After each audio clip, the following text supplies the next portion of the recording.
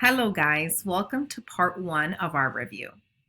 In this first session, we're going to be reviewing alleles and traits to prepare ourselves for the independent work. So what are alleles in the first place? Well, alleles are just different versions of a gene.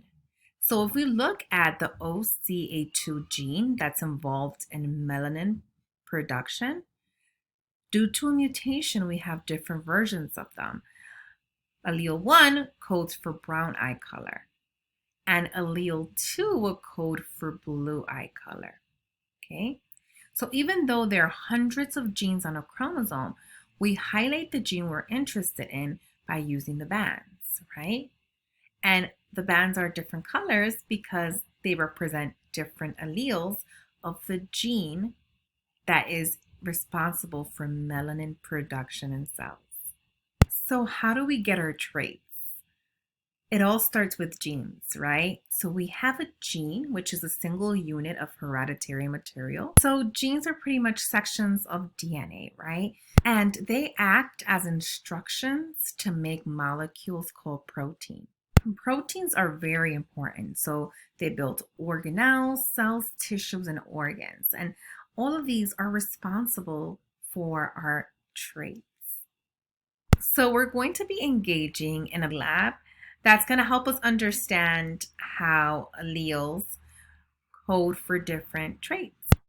So we have our lovely Janet and Josiah, and they visit a geneticist to explore their future offspring traits.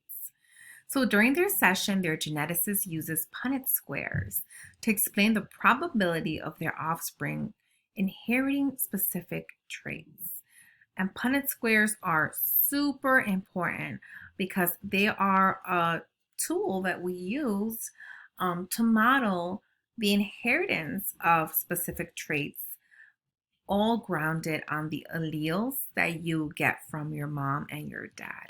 So instructions in the gene, right, tell your cells how to make a specific protein, which is responsible for a trait. And in this specific situation, the trait we're going to look at is head shape, right?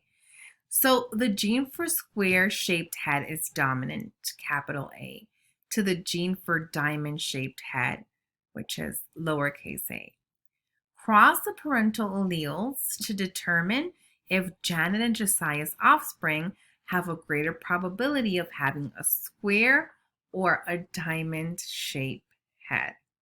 So Janet's alleles are 2 recessive A's, and so that codes for the following trait, which is a diamond-shaped head.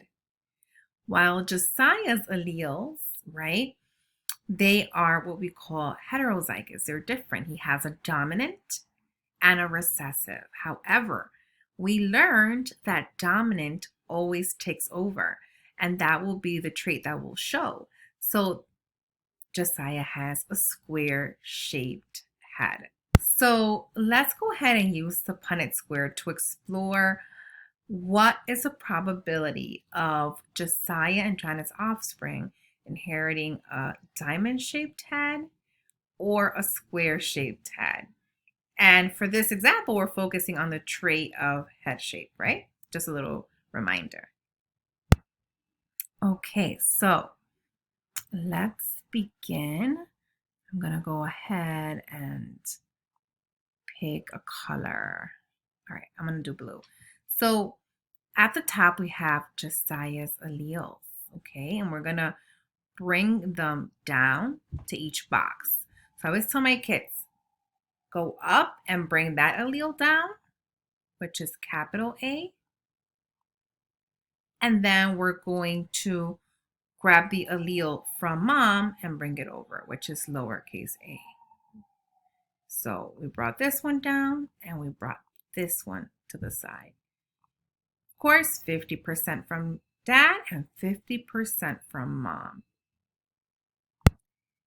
Now we're going to go ahead and bring the lowercase a down. And then we're going to the side to bring mom's allele over, which is lowercase a as well. We're going to move on to the next square. We're going to bring the dominant A down from Josiah.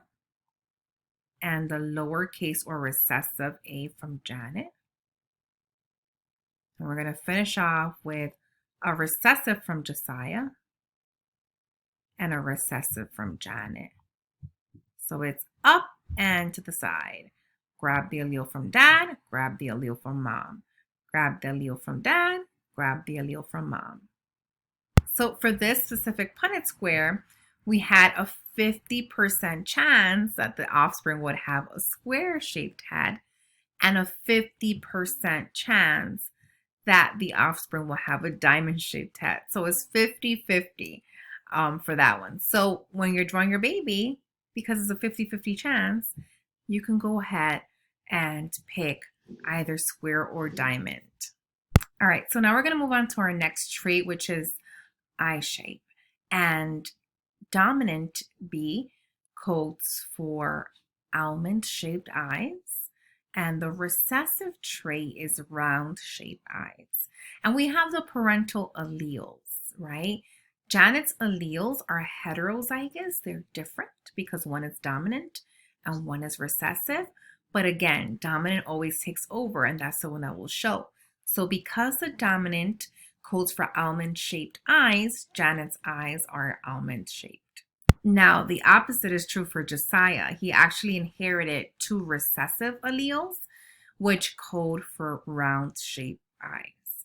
So this is just to show you how your alleles are responsible for specific traits that you inherit, right? Now, you can go ahead and complete the Punnett square to see what the probability is of your offspring inheriting almond eyes versus round eyes.